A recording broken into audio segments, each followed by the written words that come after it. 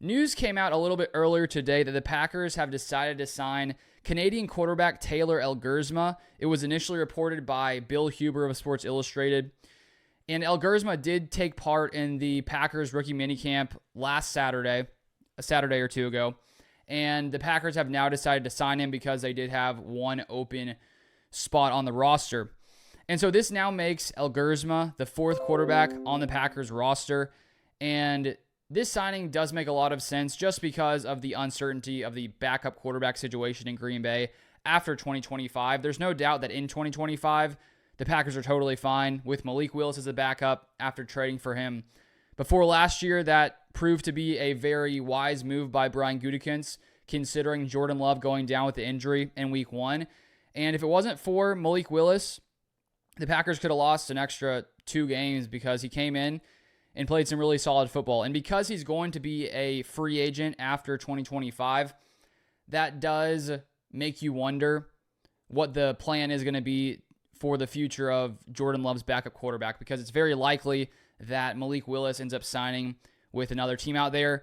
Because in my mind, I feel like Malik Willis could be a starter. It seems to me that he's really progressed and developed over his 3 to 4 years in the NFL. And I think if he went to a system similar to the Packers, I think he could find some success. So that's why I think he may be priced out of the Packers, range of what they would like to pay a backup quarterback. And then you have Sean Clifford, the other quarterback on the roster, the third one there, with Elgersma now being the fourth. With Clifford, he was competing, last training camp with Pratt for the backup job, and it just did not go well. That's why Gutekunst made the trade. If Clifford had played really well last training camp, he probably would have been the backup, but that was not the case. And so Brian Gutekunst always likes to make sure the Packers have a lot of different options at quarterback, because you never know what could happen. And we even saw it last year that, when you lose your starting quarterback, a lot of teams struggle with their backups, but the Packers were able to find a lot of success. And so bringing in Elgersma, I think, definitely is a move for the future after 2025, where Malik Willis could be gone.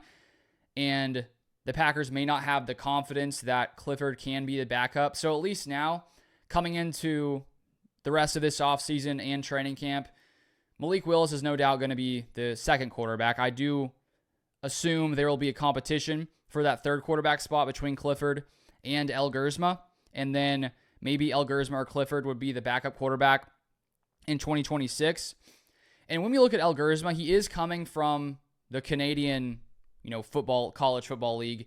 And I heard someone, I think it was maybe Jim Nagy, make this statement that he believes that the Canadian Football League is equivalent, the College Football League is equivalent to Division II college football. And so that's, I think, with Elgersma, there is some uncertainty where he found a lot of success in Canada, winning the equivalent to the Heisman Trophy. I think it's called like the Heck Creighton Trophy or award, something like that.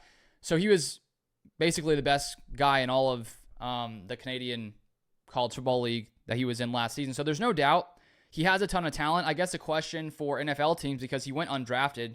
Teams had the opportunity, of course, to draft him if they wanted to. No one did. But I think there's probably some uncertainty when it comes to the level of play he's playing against. And he found success during his time there. In 2024, he had 35 passing touchdowns, 11 interceptions, also ran for 7 rushing touchdowns. So I think the fact that he wasn't drafted in the 7 rounds shows that, most teams didn't think that level of success would just automatically transfer over to the NFL. And who knows how he would have fared against, Division I, best of the best college football teams. But at the same time, because there is a lot of uncertainty, you also have that opportunity of him coming in and being much better than people even expected. And so I think that for a signing that is your fourth quarterback, it's not risky at all to bring in a guy from Canada. Now, if you're paying him, a lot of money, then you probably wouldn't make the move, but I assume it's a super, super cheap contract, probably a minimum contract. And so there's really no risk here. And he's a big guy, 6'5", 227 pounds. Matt LaFleur noted in one of his press conferences in the past couple weeks that he has a live arm, and that's what things a lot of people have said, that he has a really strong arm. He's big, he's physical, he has a lot of those traits that you look for. And Matt LaFleur did bring up the learning curve because the Canadian Football League, it's different. I was watching some highlights a few weeks ago, and I'd barely ever watched, Canadian football.